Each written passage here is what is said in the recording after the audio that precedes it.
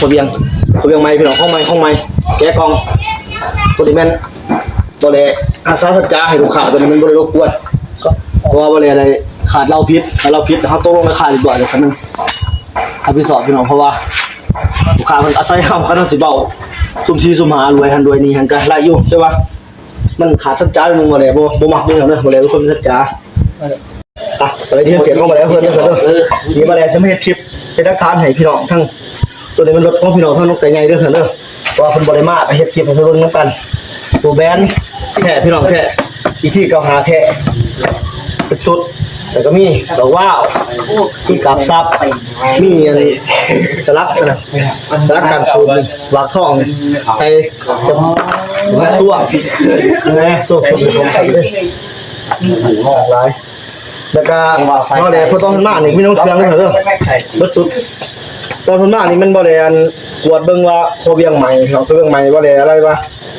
อาทิเซียนได้บ่ต้องคนราคาเพิ่นแล้วแต่ว่าแต่ต้องกึ่งเบิดกดแต่พี่น้องแต่บ่หลายเบิดกดคิวแฮะอะไรก็ซื้อใช่มั้ยแต่ว่าตัวนี้เพราะว่าตัวนี้บ่ได้5ซั่นจ้าเด้อเด้อครับผมแต่ว่าซื้อใหม่นี่มันบ่เกี่ยวกับเจ้าของรถเพราะว่าบ่ได้กวดเรียบร้อยแล้วกวดเรียบร้อยมากเรียบร้อยแต่ว่าบ่คือโดนสิเซียนบ่หลายพี่น้องแต่ว่าตัวนี้มันซ่าจ้ามันซื้อขึ้นใหม่แต่ว่าบ่ได้บอกเพิ่มเด้อเด้อตัวนี้มันซ่าจ้าเพิ่นได้บอกไปแล้วมันบ่ได้ซ่าจ้าตัวนี้แต่ว่าเฮาได้กวดได้บอกทุกคนราคาเรียบร้อยแล้วจังได้มาของเพิ่นแต่ว่าบ้าออกมาแล้วมันเป็นแนวนี้แต่ว่าเฮาบอกเรียบร้อยแล้วว่ารับประกันโดดบ่ 1,000% โดดบอกเพิ่นว่าเฮ็ดตัวนี้มันเศร้าแต่ว่าบัดมาออกมาแล้วมันผิดพลาดเด้อเด้อผิดพลาดตัวเดียวมันบาดแห้งแต่ว่าบ่ได้ซ่าจ้าคือเก่าพี่น้องเราซื้อใส่เพิ่นใหม่เด้อแต่ว่าบ่ได้บอกเพิ่มนะเพิ่นแต่ว่าบอกสำบอกตัวเก่าบ่ได้บอกว่า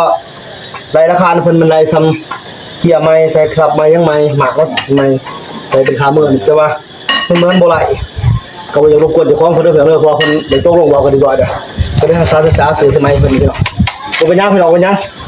เสร็จให้ลูกค้าพอใจเอาเบอร์ตัวประกอบตัวครับกินดังเถิดตัวนี้มันต้องแก้กันพี่น้องนี่แม่นดีๆเพื่อเรียบร้อยนี่คือเรื่องมาทานด้วยเด้อถ้าสนใจก็ยินดีต้องคัดของกันเลยอันสร้างกันให้ประกอบเอาเบื้องต้นประกอบพี่น้อง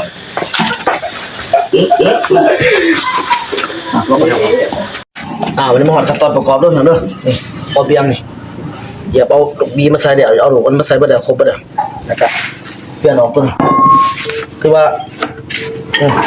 บางท่อนก็ลมแห้งพี่น้องผมแห้งจนเห็นแล้วเหรอตัวไม้ต้องใส่พี่น้องตัวนี้จะผ้าให้ล้างผ้าให้จับบนนี่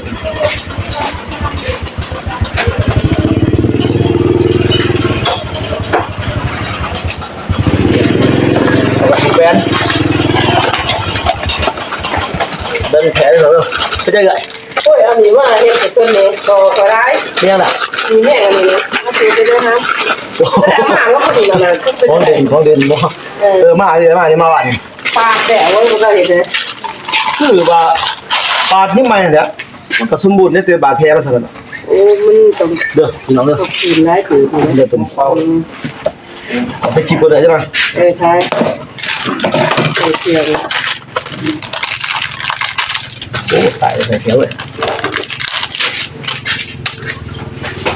เขาดีมันเป็นตาว่าแม่ป้านั่นใคร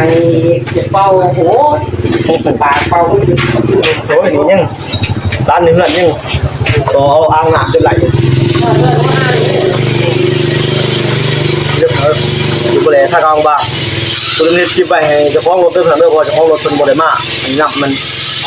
เก็บไว้ให้เห็นน้ำกันเนาะบริใส่ตัวนี้อยู่บริเวณท่ากลางบ้านเพื่อนเด้อตัวนี้เด้อเพราะว่ากันบริหารพวกของอ่างเอาอันนี้หามาก็คือยาก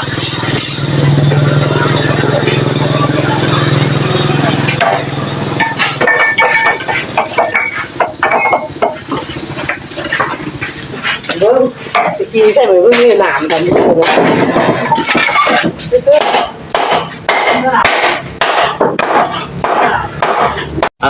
คนเบียงไม้พี่น้องห้องไม้แกะกองตัวนี้แม่น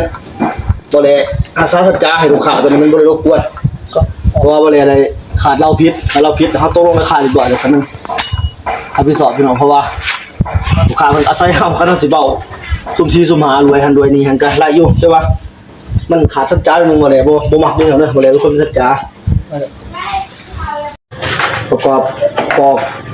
กแล้วประกอบคนเรียงแล้วมาประกอบถูกแบนได้เพิ่นเด้อถูกแบนขอบคุณเริ่มเฮ็ดคลิปเป็นอาคารให้เจ้าของรถเด้อเด้อของรถบ่ได้ต้องการว่าใส่จังแน่ใส่แน่ใหม่แน่เป็นบ่ได้เฮ็ด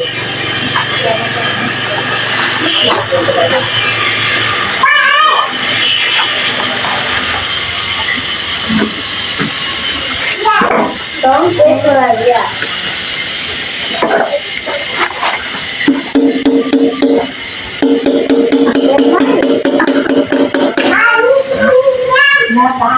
เรียบร้อยเลย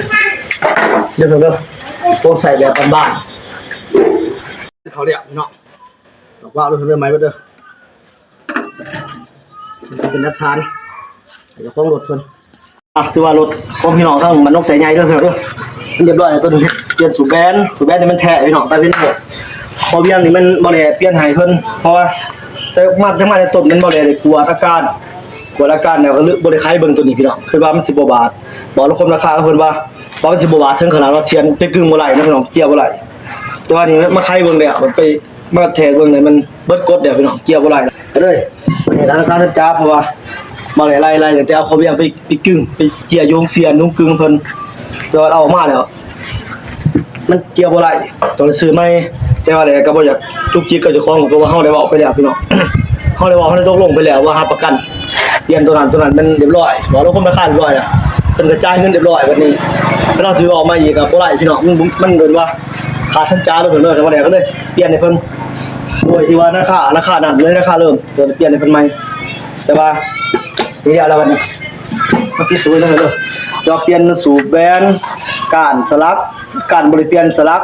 แล้วก็บุดท่องบุดหยังว้าวมันเครื่องเป็นส่วงเป็นหยังคอเวียงตัวนี้แต่ว่าลูกปืนลูกวีจะบริเปลี่ยนพี่น้องอยากยุ่งแล้วเด้อตัวจังนี่มันใส่สบายเลย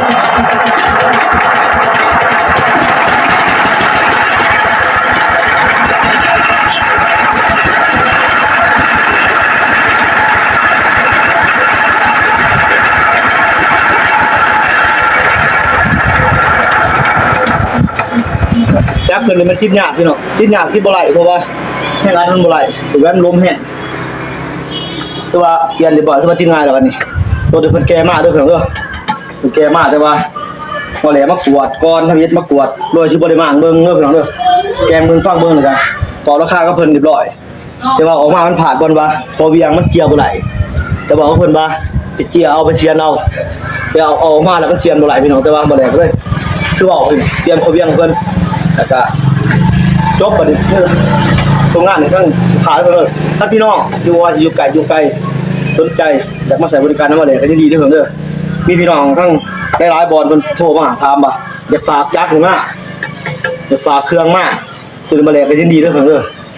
ยินดีตัวพี่น้องยินดีตอนรับพี่น้องว่าอยู่ไกล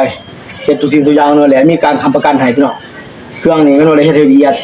แท้คือแท้เปลี่ยนก็คือเปลี่ยนตัวไรดีบ่ดีเบิ่งต้องกันพี่น้องเพราะว่าตัวนี้มันเฮ็ดให้เกิดว่าเอาใจลูกค้าเต็มที่พี่น้องเฮ็ดบ่ได้เฮ็ดเป็นลูกค้าพอใจเด้อเพิ่นเด้อเฮ็ดไปแล้วลูกค้าเพิ่นเห็นเพิ่นไปใส่ดีบ่ดีแล้วลูกค้าบ่ได้กลับมาหาบ่ได้แก้ไขให้ใหม่พี่น้องตัวนี้มันผมมีความวิสอบเพิ่นเด้อเพิ่น